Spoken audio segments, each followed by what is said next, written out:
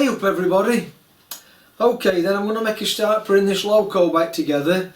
That's all the parts that came with it. They've now been stripped, renovated, painted, etc. as you'll have seen in my previous parts. So once I get this back together then I can make a start on manufacturing all the missing parts, which are, well, numerous. Yeah, there's quite a lot to do on it.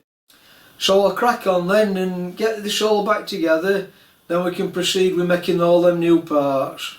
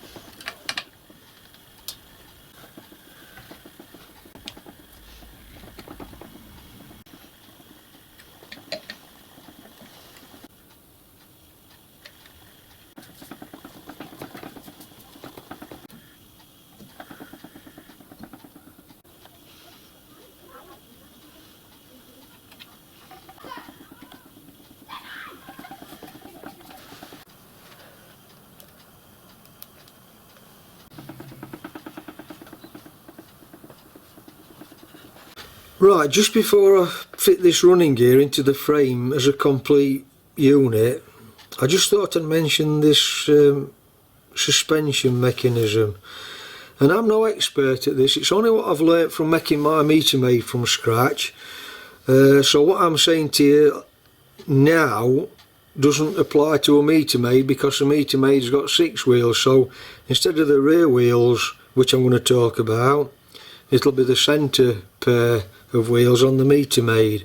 So what it tells you to do then in book, like I said, and I'm no expert with this, because the Hackworth valve gear is temperamental with the running height of the loco, the different variations in height. What they used to do, they used to put a rubber block in the rear suspension to stiffen it up. So apparently, according to this book, because you're always oiling the suspension, the rubber block eventually goes soft and it makes the riding height erratic. So an alternate method then, which it tells you in the book, is to fit springs and purposely make the rear wheels a 1/16 to a 3/32 higher than it would be.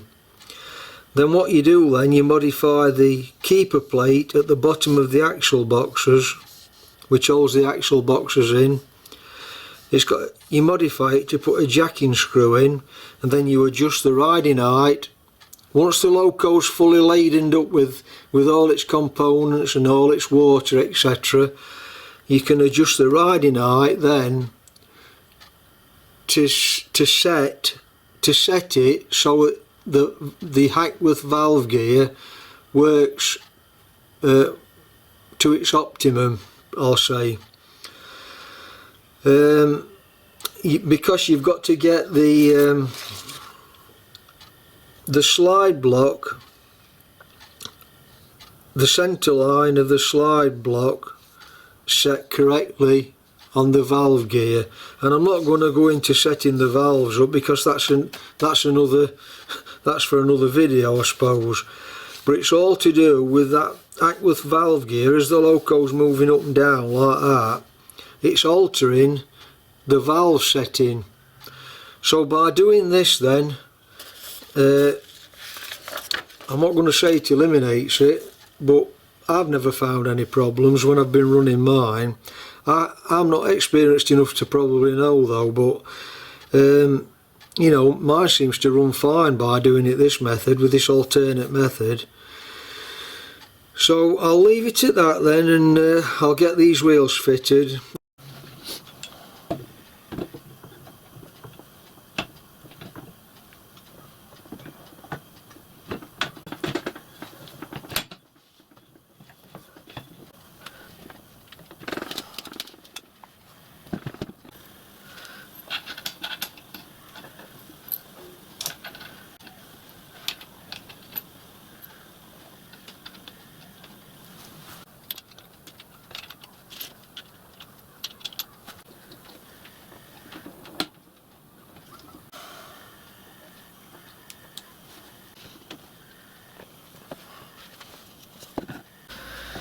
So just while you hold the tension on the suspension springs, to get the axle boxes above the frame, the bottom of the frame, so you can line this hole up in the wheel to put the keeper plate on. That's why I've put them clamps on. I've just had to put a stronger clamp on to pull the wheels up. Them little clamps weren't quite strong enough to overcome the springs fully. To get the axle boxes above the where the keeper plates fit. Right, so remember when I stripped this down, I marked the keeper plates up to the relevant axle.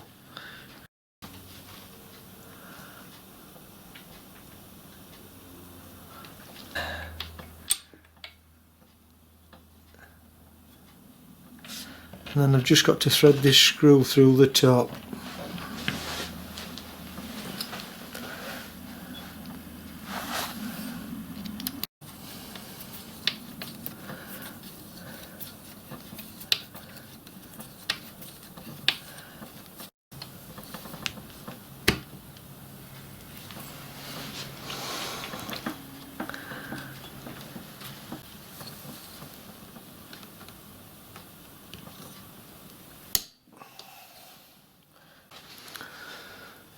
So I've just got to put the jacking screw in that hole now and repeat on all the 4 wheels.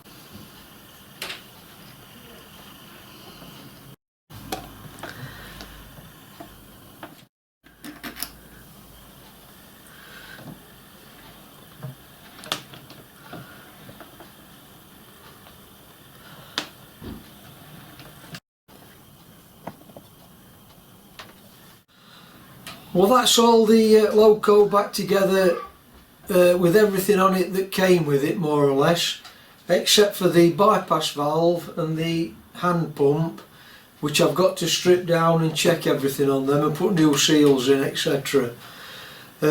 So it's now a matter of moving on to making all the missing parts, which are too numerous to reel off at the moment. I've got a A4 sheet of paper completely full of missing parts, so I'll move on to them next and chip away at all those parts. So I'm going to sign off for now then. If you found that useful, informative, interesting, etc, etc, give me a thumbs up and subscribe, I'd appreciate that, and I'll catch you next time then. Thanks for watching then, bye for now.